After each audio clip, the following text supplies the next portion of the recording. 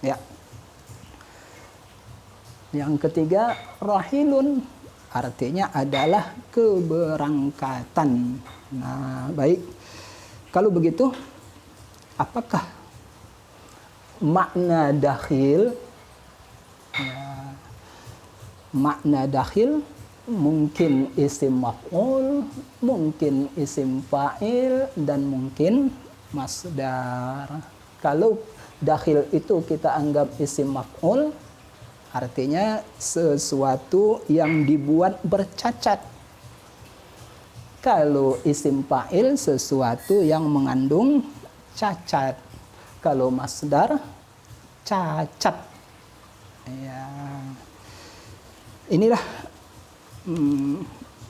selintas pengertian kebahasaan dari nama mata kuliah kita.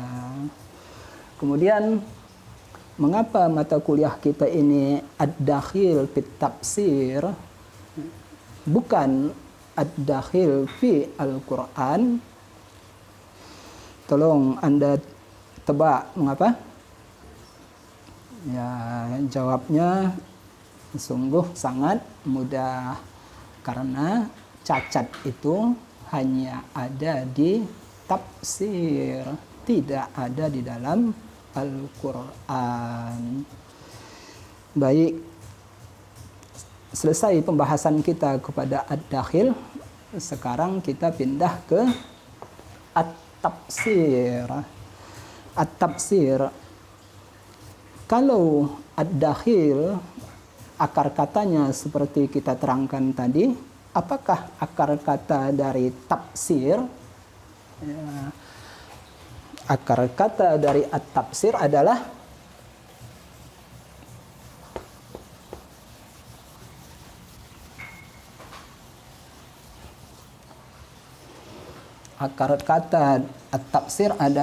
tafsirah.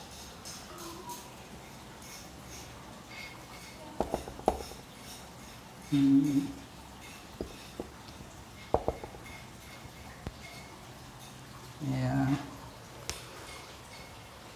Ianya kita buang, kita tambah ta. Jadi menjadi tafsirah. Ya, tidak ada ianya. Apakah arti tafsirah?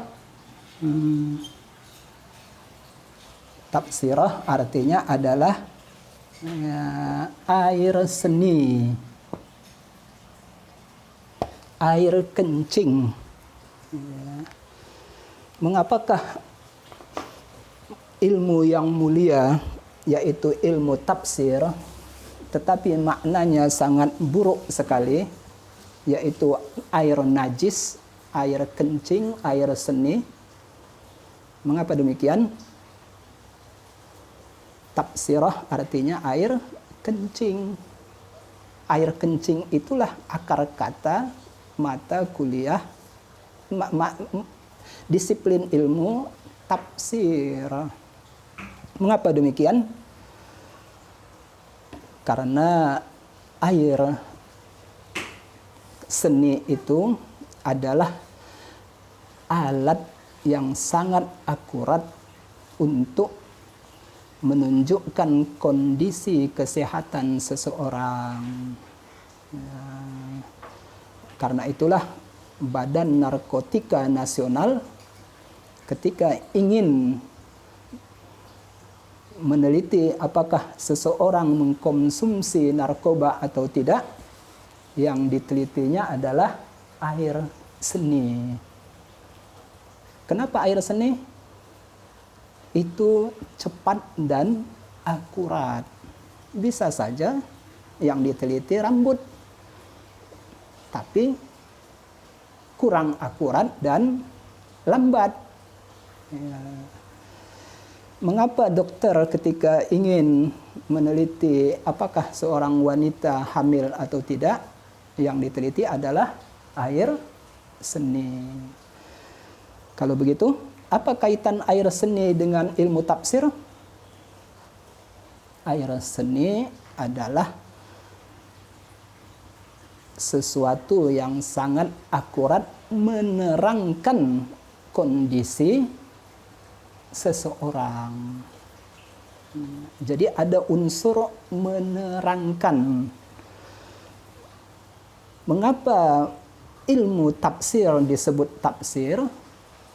Karena fungsi dari ilmu tafsir adalah menerangkan kandungan Al-Quran Al-Karim. Ya, karena itu fassara yufassiru tafsiran artinya adalah awdaha yubihu idahan atau kasyafa yakshifu kashfan atau abana yubinu ibanatan. Baik, sekarang kita lihat arti ad-dakhil. Nah, kalau begitu, apa arti ad-dakhil secara bahasa?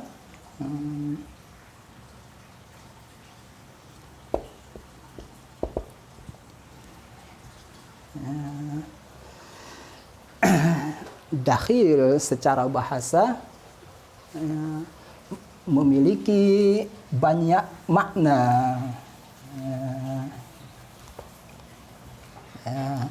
Salah satu arti dakhil adalah kata serapan. Bukan kata sarapan ya. Ada dari Anda yang belum sarapan? Kata serapan. Apakah itu kata serapan? Kata yang bukan asli bahasa yang bersangkutan, tetapi digunakan oleh pemilik bahasa tersebut.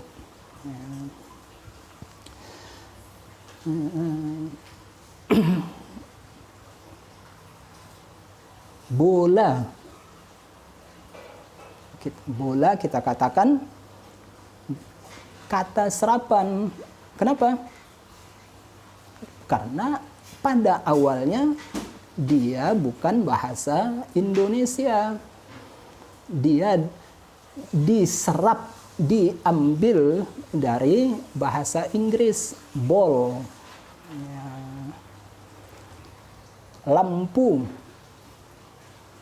Kita katakan kata serapan karena diserap, diambil dari kata bahasa Inggris, lamp. Nah, demikian juga kasusnya dengan bahasa Arab. Bila bahasa Arab itu diserap dari non-Arab, maka kosakata tersebut disebut dengan dakhil. Kalau begitu, adakah dakhil di dalam Al-Quran? Ada. Imam As-Suyuti telah meneliti lalu menyatakan di dalam Al-Quran ada 117.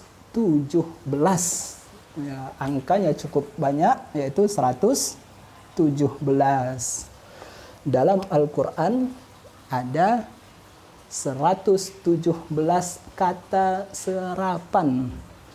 Kata itu bukan asli dari bahasa Arab, tapi diserap, diambil dari bahasa-bahasa lain di sekitar Jazirah Arab. Ya, contohnya apa? Contohnya al-yammu. Apakah arti al-yammu? Al-yammu artinya al-bahru.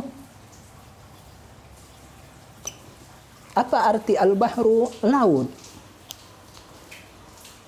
Di dalam Al-Quran kata al-yammu berulang 6 kali. Disebut sebanyak 6 kali. Mengapa al-yammu itu disebut dakhil? Karena dia kata serapan. diserap atau diambil dari mana? Diambil dari bahasa Ibrani. Apa itu bahasa Ibrani? Bahasa yang saat ini dipakai oleh bangsa Yahudi. Bahasa Ibrani adalah bahasa Bani Israel. Nah, kalau begitu, kalau di dalam Al-Quran ada 117 kata serapan, kalau begitu, di dalam Al-Quran ada dakhil. Ya, benar. Dakhil dalam pengertian dia kata serapan. Tapi tidak dakhil dalam pengertian dia mengandung cacat yang membingungkan bangsa Arab. Mengapa demikian? Seandainya saya berkata, anak itu main bola di lapangan, apakah ada orang yang menyatakan saya berbahasa Inggris? Tidak ada. Tetapi bukankah bola dari ball, saya menyalakan lampu? Apakah ada orang yang menyatakan saya berbahasa Inggris? Tidak ada. Mengapa demikian? Bukankah lampu dari lem? Nah, demikian juga kasusnya dengan al-yammu. Nah, al-yammu benar dakhil. Tetapi al-yammu ini sudah dipakai oleh orang Arab dan dalam jangka waktu yang lama sehingga mereka sudah menganggap al-yammu itu adalah bahasa Arab. Ya, sama seperti kita sudah menganggap bola itu bahasa Indonesia, lampu itu bahasa Indonesia. Baik. Kalau apakah arti dakhil yang lain? Arti dakhil yang lain adalah anak zina. Anak zina disebut dakhil. Mengapa anak zina disebut dakhil? Bukankah anak zina itu tidak berdosa? Yang berdosa adalah kedua orang tuanya? Ya, jawabannya adalah karena tanpa penelitian kita tidak mengetahui bahwa pada anak zina itu ada cacat tersembunyi. Apa cacatnya? Cacat keturunan. Keturunannya mengandung cacat.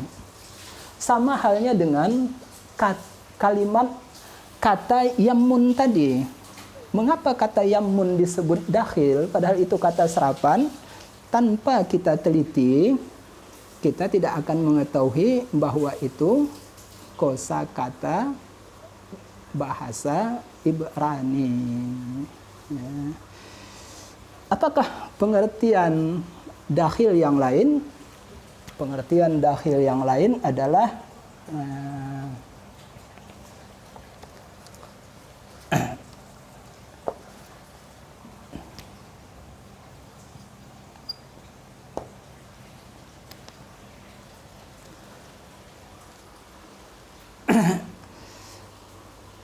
anak idiot. Ya, anak idiot itu dakhil. Mengapa? Karena pada dirinya ada cacat mental. Apakah semua anak idiot disebut dakhil? Tidak. Kalau tanpa diteliti sudah kelihatan cacatnya, itu tidak disebut dakhil. Kalau begitu, anak idiot yang disebut dakhil adalah anak yang tanpa kita teliti, kita tidak mengetahui ada cacat pada dirinya. Apalagi arti dakhil secara bahasa? Orang gila.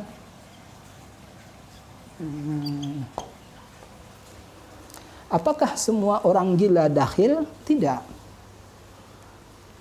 Kapan orang gila kita sebut dakhil? Kalau cacat akalnya itu baru kelihatan setelah kita teliti. Kalau ada orang gila yang mencari-cari makanan di tempat pembuangan sampah tanpa berpakaian, badannya bau kotor, itu tidak dakhil. Mengapa?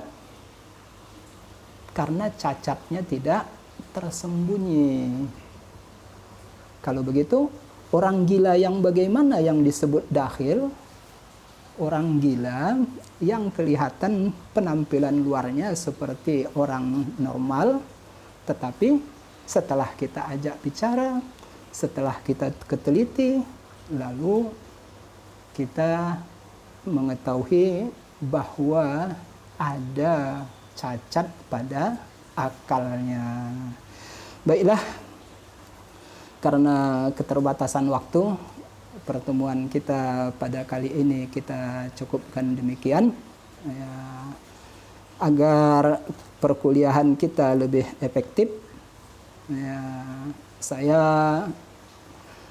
memberi Anda beberapa tugas pada kesempatan ini.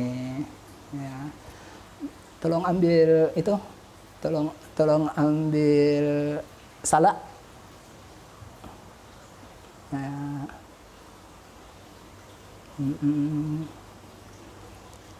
Ya. Baik, tentu Anda mengenal buah apa ini? Ya. Ini adalah buah salak. Ya. Yang pertama tugas Anda adalah menjawab pertanyaan, kapankah buah salak ini disebut dakhil? Ya. Kapankah buah salak ini disebut dakhil? Jawaban Anda akan benar bila Anda menyebutkan 3 poin pada buah salak ini. Buah salak ini disebut dakhil bila Anda dapat mampu menyebutkan 3 poin. Ya. Itu tugas Anda yang pertama. Tugas Anda yang kedua adalah berilah saya contoh dakhil, makna dakhil selain yang sudah kita diskusikan. Kata serapan, anak zina, idiot, orang gila, itu pengertian dakhil. Ada beberapa hal yang lain yang juga disebut dakhil. Apa itu? Ya, itu ya pertanyaan saya yang kedua. Pertanyaan saya yang ketiga adalah, tolong beri saya contoh fa'ilun yang maknanya isim maf'ul, isim fa'il, dan masdar. Pertanyaan saya yang keempat adalah, tolong beri saya contoh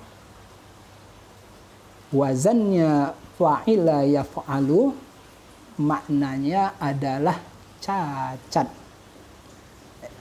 Demikianlah perkuliahan kita pada kesempatan ini. Mudah-mudahan Allah memberikan kemudahan kepada kita semua dan memberi taufik dan inayahnya kepada kita. Assalamualaikum warahmatullahi wabarakatuh.